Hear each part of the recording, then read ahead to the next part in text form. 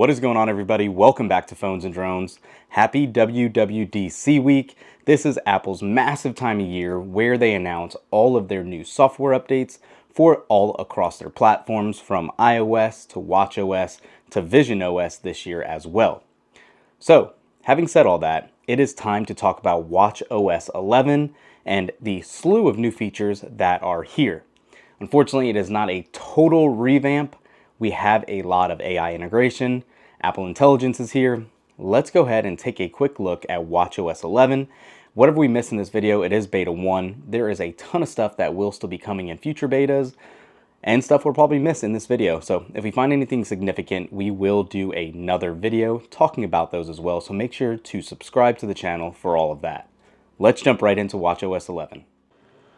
Okay, so if you haven't seen our other video in regards to iOS 18, watchOS 11 is much more of a smaller update in nature, which is a little bit unfortunate, especially if you follow the channel. You know we have been praising how well the Apple Watch is and how good it is to the point where it's stale. watchOS 11 unfortunately doesn't bring a lot to the table as far as new goes. There are a lot of new things that will come with AI, or Apple Intelligence as they are spinning it for the artificial intelligence aspect. But aside from that, there is just a few things new. And right when you launch your watch with watchOS 11, you can see you actually have a new splash screen to take a tour or skip that is going to tell you how to navigate and do certain features on your watch. So these are not just showing you new features, unfortunately. This is just letting you know how to really work through some of the standard features here. So you can see it's letting us walk through everything. Pretty plain here, nothing that great here to go over, unfortunately. So it's showing you how to go through everything, digital crowns, you can see the layout.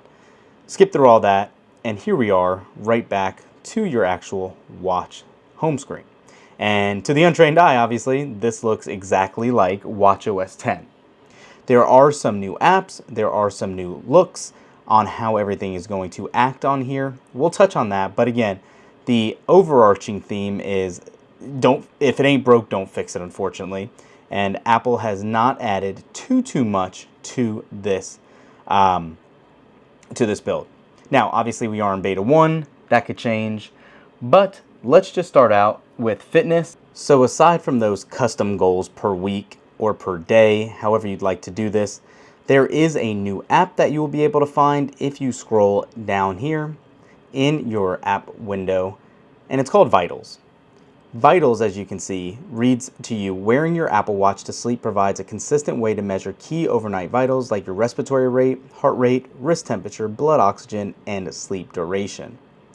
When one of your vitals is out of your typical range, it's called an outlier. Vitals can send you a notification and let you know when you have 2 or more outliers.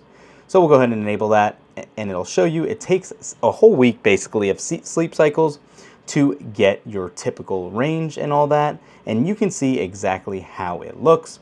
So we need 4 nights remaining. It looks like it's actually already pulling in if you have worn your Apple Watch to sleep in the past. It will take those days into consideration. We typically do not wear it. It's when we charge our watch. Also, it's why we got that Aura ring. I don't find it comfortable to sleep with, so keep that in mind. But it is here in case you want to use it. There's also updates to the Cycles app if you need that. And one of the other bigger changes, as you saw probably here, is the Smart Stack change. So you have a little bit more information. You can see the actual clock itself mirrors a little bit more like what your main display is. And you do have more options here. You can enable music detection and all of that. But what I want to show you beyond that piece is actually launching the Watch app. And now you can see you have a new Smart Stack option here. And it shows you if you want to allow live activities, auto launch them, show when your wrist is down, which will be very handy. Instead of having to wait for it to load, you can just simply pull it up and see that, or look at it when your wrist is down. And what's very neat is, obviously, these are all the launch activities at launch, but you can also select it to mirror anything from your iPhone live activities. Very neat. I should say anything that allows and has the API for live activities can get mirrored.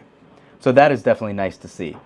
And finally, one thing that is not yet active that is coming, because we always make fun of it, is the double tap gesture. There is now a new double tap API that finally developers can utilize to take advantage of that double tap gesture.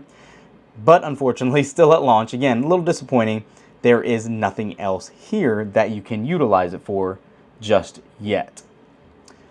And really, that is all that is new in this build. So like I said, it is definitely a little disappointing. There's no new anything else in beta 1. Now, when Apple Intelligence launches later on this year in beta, they will have a couple of more options here. But for now, unfortunately, it is still very, very limited as far as what it can do. So, yeah, take that for what you'd like. I just wanted to kind of give you a brief, quick overview of watchOS 11. Yeah, again, still a little bit disappointing, but hopefully future betas will kind of improve this, give us more features, and go from there. Thanks for watching, guys. Let us know in the comments down below, are you sold on iOS 18 and watchOS 11, or are these still leaving a lot to be desired? We'll catch you in the next one. Peace.